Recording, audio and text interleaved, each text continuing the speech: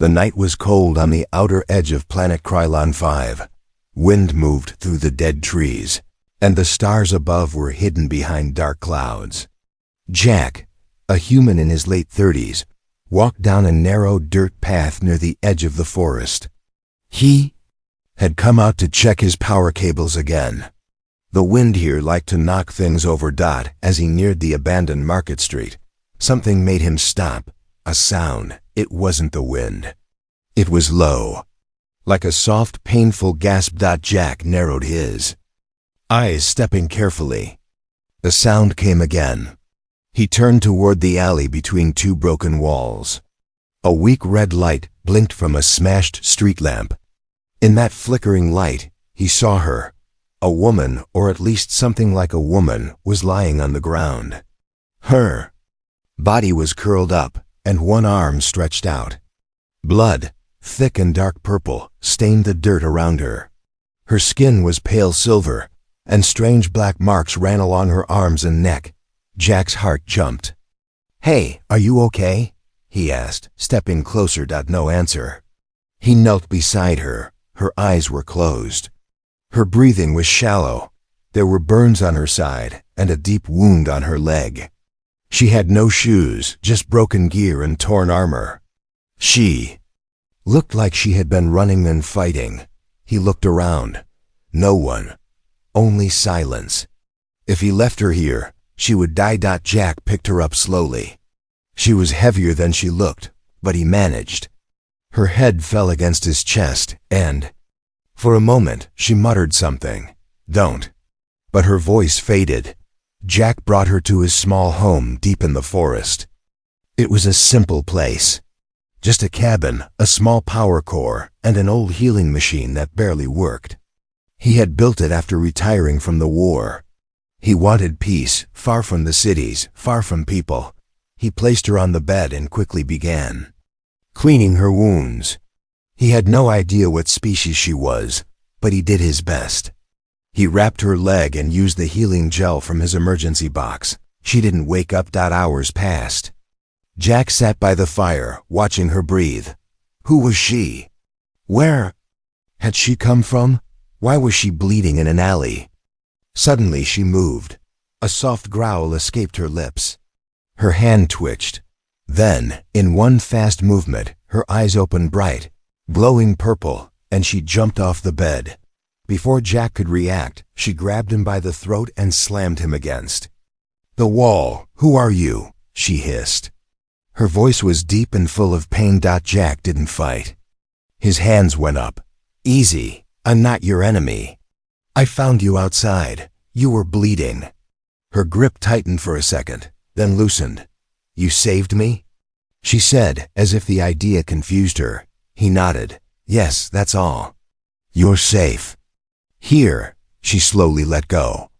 Jack coughed and took a step back, rubbing his neck. The woman backed away and leaned against the wall. She looked around the cabin with sharp, alert eyes. "You don't know who I am?" "No," Jack said. "Should I?" She was silent. Then she whispered, "I'm not someone you should have helped, human." He raised an eyebrow. "Too late for that." Later that night, after she had eaten some food and wrapped herself in a blanket, she finally spoke again. "My name is Zara," she said quietly. Jack sat across from her, near the fire. "Zara, you're not from around here, are you?" She gave a small smile, but it was cold. "No, and if the wrong people know I'm alive, they will come for me, and for you." "Who are these people?" Jack asked. She stared into the fire. "Hunters, assassins, mercenaries. They all want the same thing, my head." Jack leaned forward. "Why?" Zara looked at him with eyes that had seen too much. "Because I used to be one of them. But now, I am the most hunted killer in the galaxy." Jack woke to the sound of metal, not the soft hum of his old machines. This was sharp, cold, a blade sliding out of a sheath. His eyes opened. Zara stood in the middle of the room. The fire had died, and moonlight poured in through the cracked window. She was holding a long, curved knife from the wall, but she wasn't aiming it at him. She was standing still, staring at the shadows just outside the door. "They're here," she whispered. Jack sat up fast. "Who's here?" Zara didn't answer right away. Her eyes were focused, unblinking. Her breathing slowed. She held the blade like it was part of her body. Then she said, almost like a ghost, "The first wave. They found me." Jack jumped out of bed, grabbing his jacket and his old blaster. "How?" "No one knows you're here." Zara turned her head slightly. "They always know. I used to be one of them, remember?" 10 minutes later, they stood behind cover near the outer wall.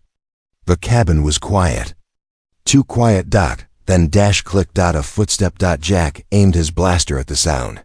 "No," Zara said. "That one's just a scout. Watch." Suddenly, a red dot appeared on the cabin door. "Sniper on the hill," she said. Jack's stomach dropped. "You can see him?" "No, I feel him." Before he could ask what that meant, Zara moved fast. In one heartbeat, she was gone from his side. In the next, a scream came from the trees. One of the hunters had walked into her. A body hit the ground. Jack couldn't even see what she did. Minutes passed. Zara returned, her armor dirty with leaves and blood. She dropped a small black device on the table. It blinked red. "A tracker," she said. "Planted under my skin." "I forgot that part." Jack stared at the device. "They tracked you through that?" She nodded. "Now they know you're helping." "Me?" Jack looked at her, really looked at her. She was tired. She was dangerous, but she didn't look like a monster.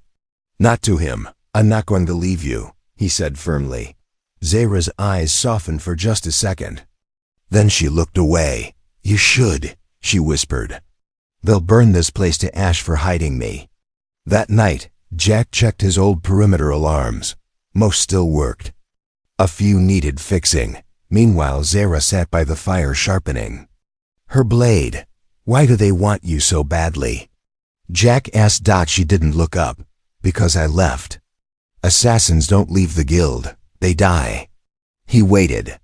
When she didn't speak, he asked, "What made you leave?" This time she looked at him.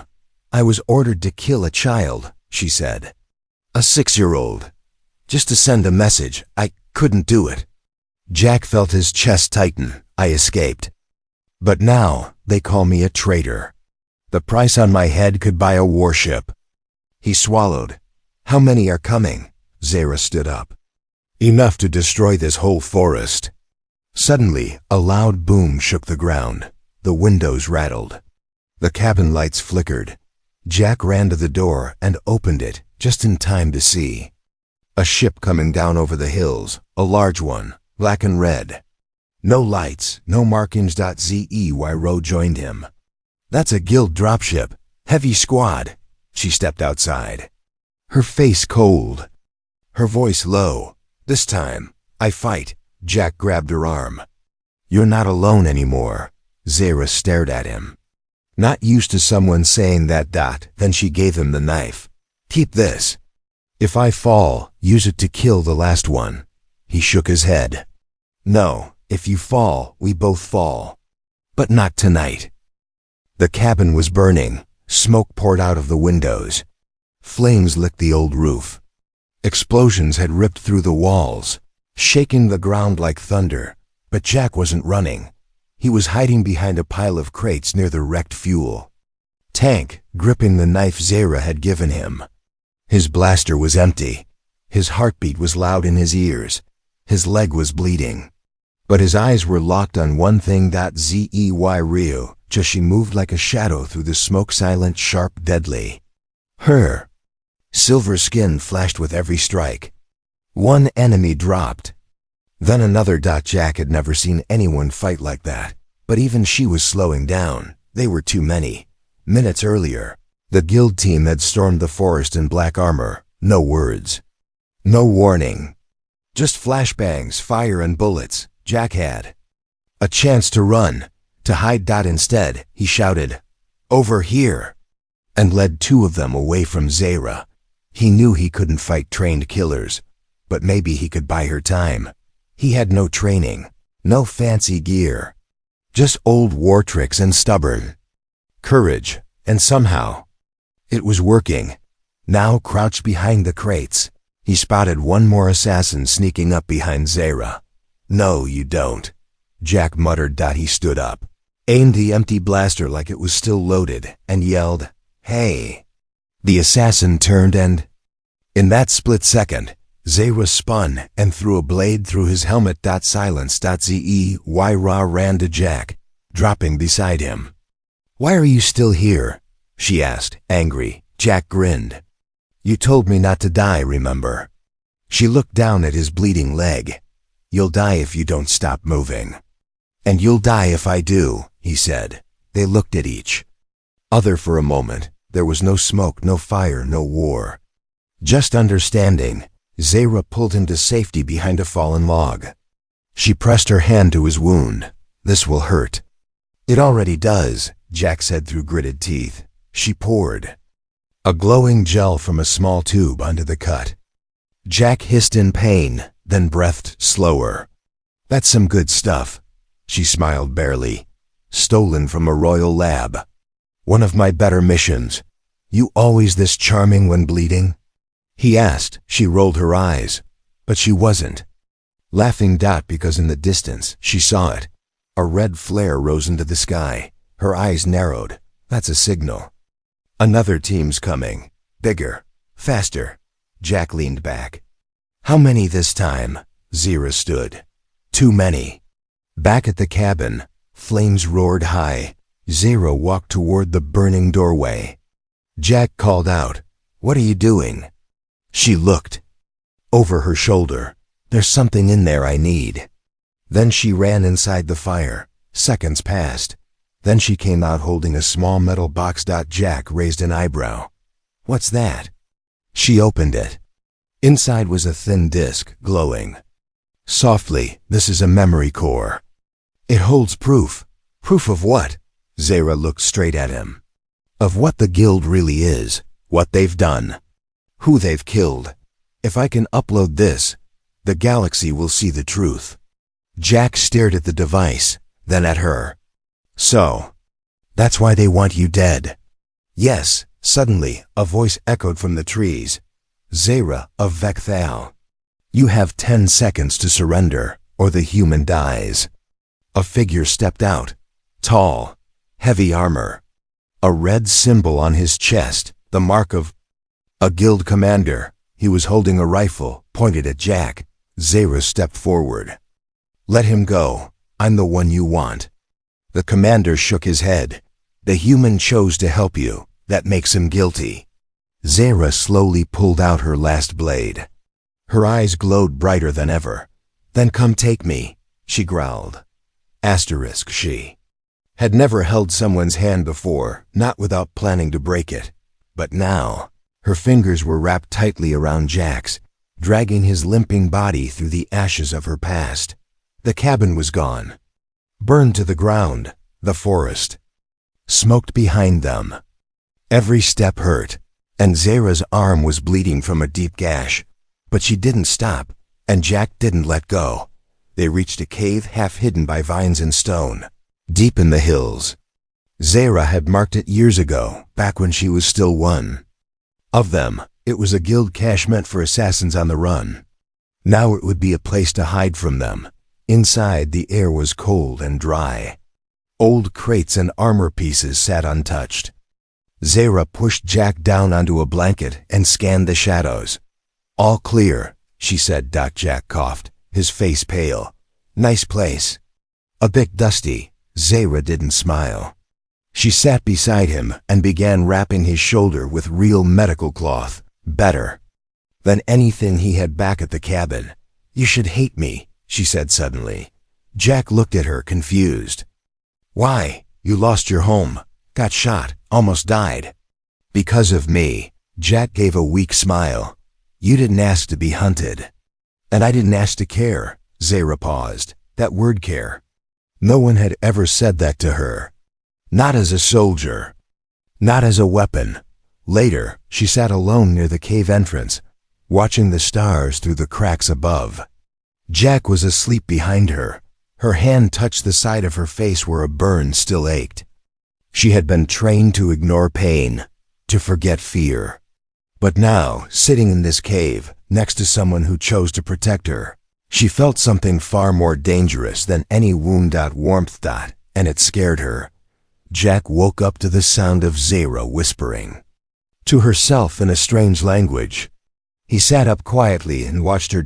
She was sitting cross-legged, sharpening her blade with a rhythm that felt sad. He finally spoke.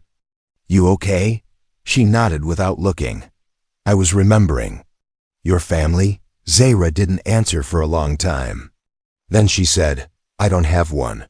I was taken as a child, raised in silence, taught to kill before I learned to read."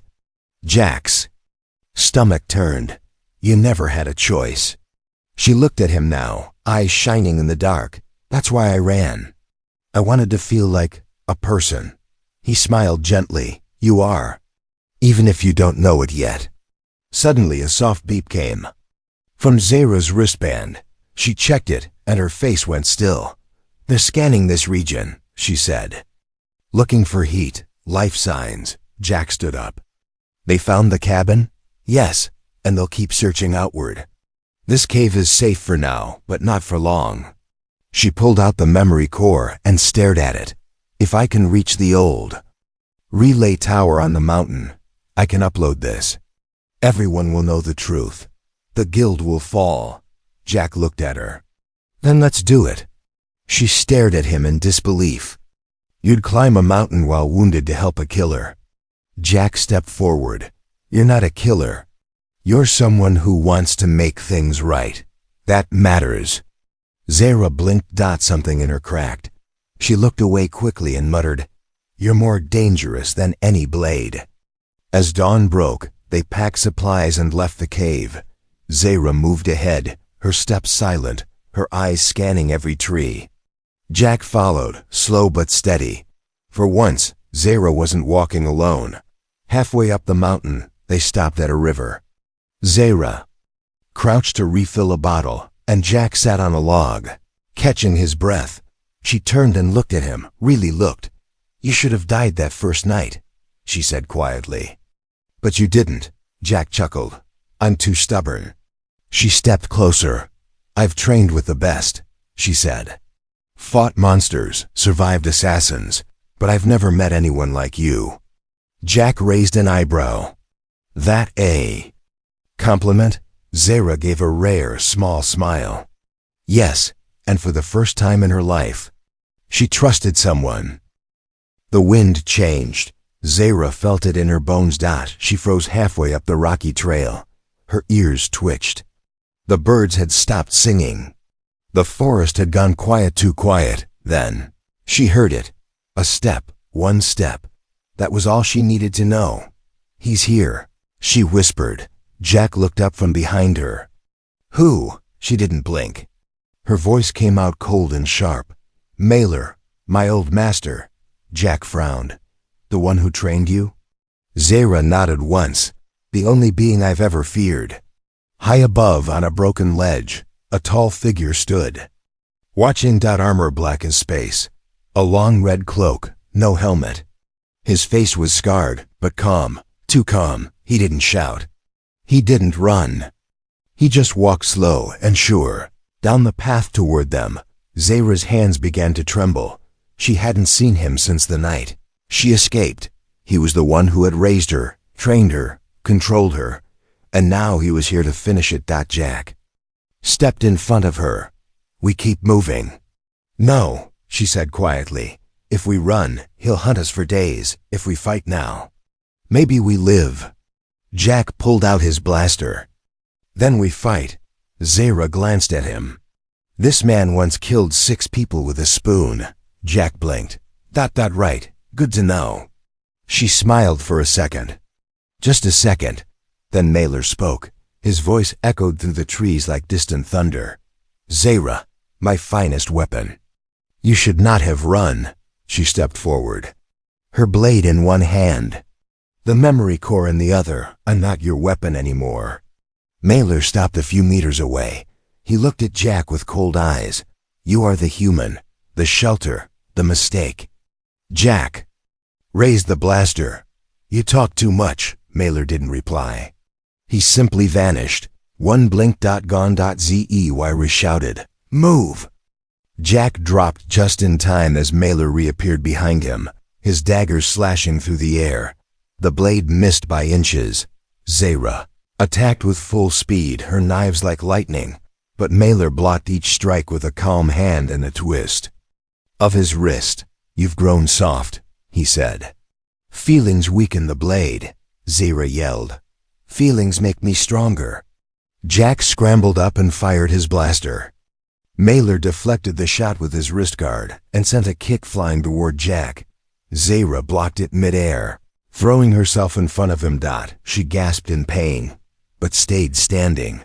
Mailer stared at her. I taught you better than this. He said. Xeno's eyes were glowing now, her voice low. You taught me to survive. He taught me to live. With a sudden burst of speed, she struck her blade, slicing across Mailer's shoulder. Blood, dark and thick. The first time she had ever drawn it from him. He stepped back and smiled. Well done. Then, faster than thought, he hurled a small orb at her feet. Smoke exploded. The trees shook. The ground split. When the dust cleared, he was gone. Xeno dropped to her knees. Jack rushed to her side. You okay? She nodded, breathing hard. He's testing me, playing with me. Jack looked around. Why didn't he finish it? She clenched her fists. Because he wants me to suffer. He wants me to doubt. Jack put a hand on her shoulder. Then let's not give him that. She looked at him, eyes soft now. You don't have to keep helping me, Jack. He smiled. I'm not helping you. I'm walking with you. The rest of the climb was slow, heavy. Xeno said little, but in her mind, Mailer's voice still echoed, You are mine. And yet, Jack's hand on her back told her otherwise. At last, the old relay tower came into view, tall, rusted, and standing like a lone giant against the sky. Xeno pulled out the memory core.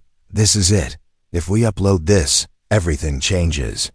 But even as they reached the door, a red laser dot landed on her chest. Asterisk. The red dot didn't blink. It stayed steady on Xeno's chest right over her heart, and she didn't move. Jack saw it too. His breath caught in his throat. His hand inched toward his blaster, but he knew it was too late. One wrong move and the sniper would fire. Xeno's eyes scanned the trees. She whispered, Top of the ridge. Left side. Guild sniper. Silencer.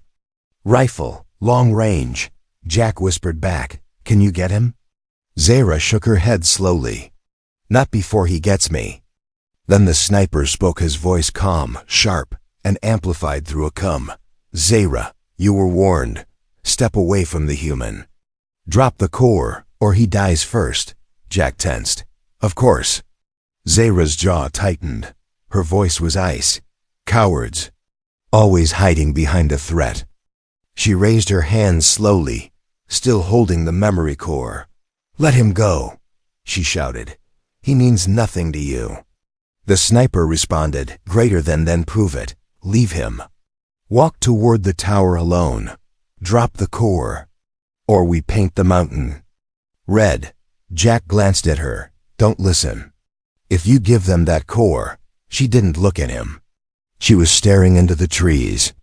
Her heart was racing, not because of fear but fury. They were using him. Again. Just like the guild always did. They used the weak to control the strong. They made her hurt people to survive. They forced her to become a monster, and now they wanted her to prove she hadn't changed. She closed her eyes, then she opened them. Sharper, brighter dot, and dropped the core. Jack gasped. Xeno, what are you? But she didn't answer. She stepped forward slowly, hands still up. I'm coming, she shouted. Don't shoot. The red dot moved from her chest to Jack's head. She froze. The sniper said nothing. He was waiting. Measuring. That was his mistake. Xero whispered one word into her come. Now. Suddenly, a flashbang exploded behind the ridge. Boom! The sniper flinched just for a second. That second was enough. Xero grabbed the knife hidden in her belt, spun on her heel, and threw it with all her strength. THUK. Silence. The dot vanished. Then a body rolled down the hill. Jack stared in shock. That was a backup plan?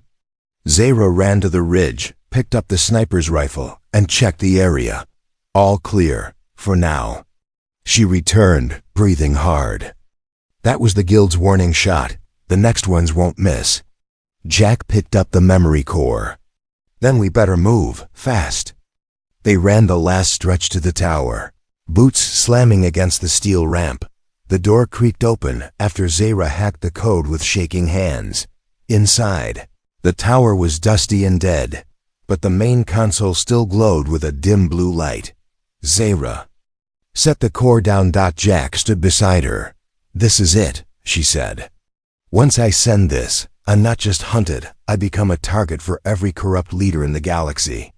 Jack looked at her, serious. You're already that. But after this, they'll also fear you. She smiled just a little impressed. Upload. The screen lit up. Data streamed. Names, crimes, footage, secrets. Everything the guild tried to bury. Now rising. Now seen. Then crash. The tower's wall exploded inward. Jack was thrown across the floor. Xero flew back, hit the console, and fell. Hard. Smoke filled the room. From the dust came a silhouette. Tall, heavy steps. A red cloak. May elor. Again. But this time he wasn't smiling. He grabbed Jack by the collar and lifted him off the ground. Xero shouted, "Stop!" Mailer looked at her coldly. You betrayed your family. Now you watch him die. He raised his blade. Xero screamed, "Nitrogen monoxide!" And something inside her snapped. She moved faster than thought. Every part of her training, the pain, the rage, the loss unleashed. She struck him across the chest with a force even he didn't expect. They clashed like thunder. Jack dropped to the floor, gasping. Xero didn't hold back now. She had vowed never to kill again. But when he touched Jack, he crossed the last line. Their blades danced in a deadly blur. Sparks flew. Blood spilled. Maelor growled, "This is who you are." Xero shouted back, "No, this is what you made me. But now, I choose who I am." With one final roar, she drove her blade deep into his chest. Mailer froze and fell. She stood there, panting, bloody, shaking. Jack looked up at her from the floor. "You okay?" he asked, voice rough. Xero nodded slowly. "He trained me to be a killer." She looked down at her hands. "But you reminded me what it means to protect." The sky above the tower turned gold. Sunrise. It spilled light across the shattered mountain, touching broken steel, burnt armor, and blood-soaked snow. Xero stood at the edge of the platform, looking down at Mailer's lifeless body below. Even now in death, he looked calm. But inside Xero, a storm had settled. She had ended her master, the man who made her a weapon. But she didn't feel victory. She felt free. Behind her, Jack limped toward the console, holding his side. "The upload is complete." Xero turned. "The truth's out?" He nodded. The data reached 3 news relays, 2 rebel networks, and 1 Federation beacon. Everyone will know what the guild did, what they made you. She looked away. "What I let them do." Jack walked over and stood beside her. "You didn't have a choice then, but now you do." Xero didn't speak for a long time. The wind blew softly, cold, gentle. Then she whispered, "They'll keep hunting me." Jack smiled. "Then we keep walking together." 2 days later, Outer Colony Space. News channels across the galaxy exploded. Assassin Guild exposed. Thousands of victims identified. Zera, a Vec-Thal fugitive or hero. Human man helped Galaxy's deadliest assassin, now wanted by the guild remnants. Some called her a murderer. Others called her a symbol. But only one person called her something else. They were on a transport ship now, far from Krylon-5. Jack sat in a corner, sipping bad coffee. Zera leaned against the wall across from him. Wearing a cloak and a new name, she didn't look like a killer anymore. She looked tired, alive, different. Jack noticed her staring at the families on the ship. Children playing. Couples laughing. She said softly, "I've never had that. A family, a place." Jack looked at her carefully. "You can, if you want." Zera raised an eyebrow. "You offering?" He chuckled. "I'm too poor to be a hero. Too slow to be a soldier. But I'm decent at cooking, and I've got room for one more in my cabin." Zera blinked. Then laughed. It was soft but real. Later, as the stars passed by outside the ship's window, she sat next to him. "Do you regret it?" she asked. "Helping me?" Jack shook his head. "Not even once." She looked down at her hands. The same hands that once ended lives. Now resting gently in her lap, he placed his hand over hers. No fear. No hesitation. Just warmth. As the ship jumped to hyperspace, a message pinged on Jack's datapad. "Wanted, Zera, assassin. Last seen with human male. Reward, 2 million credits. Dead only." He showed it to her. Zey looked at it, then smiled. "I guess they're still scared of me." Jack grinned. "They should be." She leaned her head on his shoulder. "They can keep fearing me," she whispered. "As long as you keep calling me family." The end.